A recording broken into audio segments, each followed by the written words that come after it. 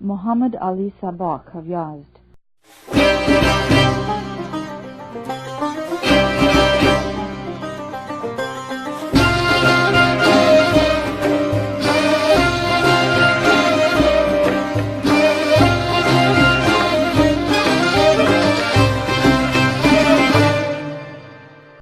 Early in youth, Muḥammad Ali Ṣabbáq became a believer while in Iraq. He tore away hindering veils and doubts, escaped from his delusions, and hastened to the welcoming shelter of the Lord of Lords. A man to outward seeming without education, for he could neither read nor write, he was of sharp intelligence and a trustworthy friend. Through one of the believers he was brought into the presence of Baha'u'llah, and was soon widely known to the public as a disciple. He found himself a corner to live in, close beside the house of the Blessed Beauty, and mornings and evenings would enter the presence of Baha'u'llah. For a time he was supremely happy. When Baha'u'llah and his retinue left Baghdad for Constantinople, Agha Muhammad Ali was of that company, and fevered with the love of God. We reached Constantinople, and since the government obliged us to settle in Adrianople, we left Muhammad Ali in the Turkish capital, to assist the believers as they came and went through that city. We then went on to Adrianople. This man remained alone, and he suffered intense distress, for he had no friend nor companion, nor anyone to care for him. After 2 years of this he came on to Adrianople, seeking a haven in the loving kindness of Baha'u'llah. He went to work as a peddler, and when the great rebellion began, and the oppressors drove the friends to the extreme of adversity, he too was among the prisoners, and was exiled with us to the fortress at Acre. Footnote: the rebellion of Mirza Yahya, who had been named provisional chief of the Babi community. The Bab had never appointed a successor or vice-regent, instead referring his disciples to the imminent advent of his promised one. In the interim, a virtual unknown was, for security reasons, made the ostensible leader. Following his declaration in 1863 as the promised one of the Bab, Baha'u'llah withdrew for a time in Adrianople to allow the exiles a free choice as between him and this unworthy half-brother whose crimes and follies had threatened to destroy the infant faith. Terrified at being challenged to face Baha'u'llah in a public debate, Mirza Yahya refused and was completely discredited. As Baha'I history has repeatedly demonstrated, this crisis too, however grievous, resulted in still greater victories for the faith, including the rallying of prominent disciples to Baha'u'llah, and the global proclamation of Baha'u'llah's mission in his tablets to the Pope and kings. End of footnote. He spent a considerable time in the most great prison, after which Baha'u'llah desired him to leave for Sidon, where he engaged in trade. Sometimes he would return and be received by Baha'u'llah, but otherwise he stayed in Sidon. He lived respected and trusted, a credit to all. When the supreme affliction came upon us, he returned to Acre and passed the remainder of his days near the Holy Tomb. The friends, one and all, were pleased with him, and he was cherished at the Holy Threshold. In this state he soared to abiding glory, leaving his kin to mourn. He was a kind man, an excellent one, content with God's will for him, thankful, a man of dignity, long-suffering. Upon him be the glory of the All-Glorious. May God send down upon his scented tomb in Acre tears of celestial light. Abdu'l-Ghaffár of Iṣfahán.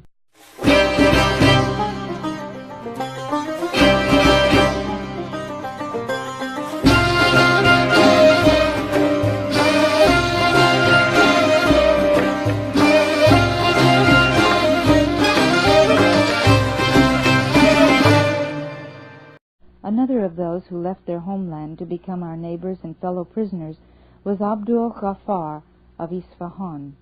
He was a highly perceptive individual who, on commercial business, had traveled about Asia Minor for many years. He made a journey to Iraq, where Agha Muhammad Ali of Saud, Iṣfahán, brought him into the shelter of the faith. He soon ripped off the bandage of illusions that had blinded his eyes before, and he rose up, winging to salvation in the heaven of divine love. With him the veil had been thin, almost transparent, and that is why, as the first word was imparted, he was immediately released from the world of idle imaginings and attached himself to the one who is clear to see. On the journey from Iraq to the great city, Constantinople, Abdu'l-Ghaffár was a close and agreeable companion. He served as interpreter for the entire company, for he spoke excellent Turkish, a language in which none of the friends was proficient. The journey came peacefully to an end, and then, in the great city, he continued on as a companion and friend. The same was true in Adrianople, and also when, as one of the prisoners, he accompanied us to the city of Haifa. Here the oppressors determined to send him to Cyprus. He was terrified and shouted for help, for he longed to be with us in the most great prison. Footnote: Mirza Yahya had not been banished from Persia. Now, however, he was being exiled from Adrianople to Cyprus, and Abdu'l-Ghaffár was one of the 4 companions condemned to go with him. End of footnote. When they held him back by force, from high up on the ship, he threw himself into the sea. This had no effect whatever on the brutal officers. After dragging him from the water, they held him prisoner on the ship, cruelly restraining him and carrying him away by force to Cyprus. He was jailed in Famagusta, but one way or another managed to escape and hasten to Acha. Here, protecting himself from the malevolence of our oppressors, he changed his name to Abdullah. Sheltered within the loving kindness of Baha'u'llah, he passed his days at ease and happy. But when the world's great light had set, to shine on forever from the all-luminous horizon, Abdu'l-Ghaffár was beside himself and a prey to anguish. He no longer had a home. He left for Damascus and spent some time there, pent up in his sorrow, mourning by day and night. He grew weaker and weaker. We dispatched Haji Abbas there to nurse him and give him treatment and care, and send back word of him every day. But Abdu'l-Ghaffár would do nothing but talk unceasingly at every hour with his nurse, and tell how he longed to go his way into the mysterious country beyond. And at the end, far from home, exiled from his love, he set out for the holy threshold of Baha'u'llah. He was truly a man long-suffering and mild, a man of good character, good acts, and goodly words. Greetings and praise be unto him, and the glory of the All-Glorious. His sweet-scented tomb is in Damascus. Ali Najaf-Ábádí.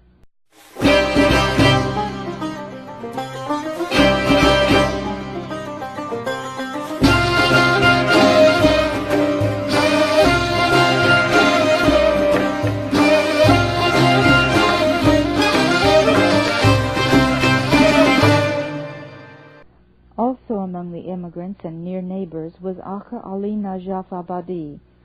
When this spiritual young man first listened to the calls of God, he set his lips to the holy cup and beheld the glory of the speaker on the mount.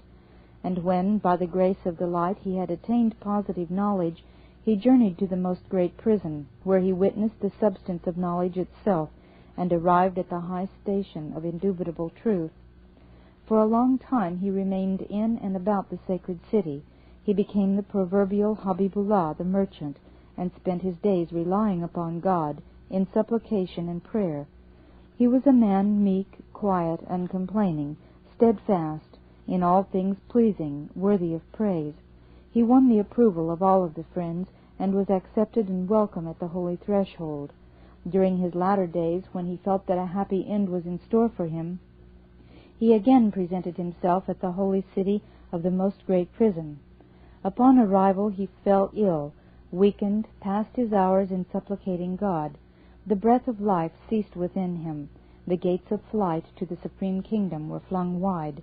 He turned his eyes away from this world of dust and went onward to the holy place. Ali Najaf-Ábádí was tender and sensitive of heart, at all times mindful of God and remembering him, and toward the close of his life detached, without stain, free from the contagion of this world. Sweetly he gave up his corner of the earth and pitched his tent in the land beyond. May God send upon him the true savors of forgiveness, brighten his eyes with beholding the divine beauty in the kingdom of splendors, and refresh his spirit with the musk-scented winds that blow from the Abha realm. Unto him be salutation and praise. His sweet and holy dust lies in Acha.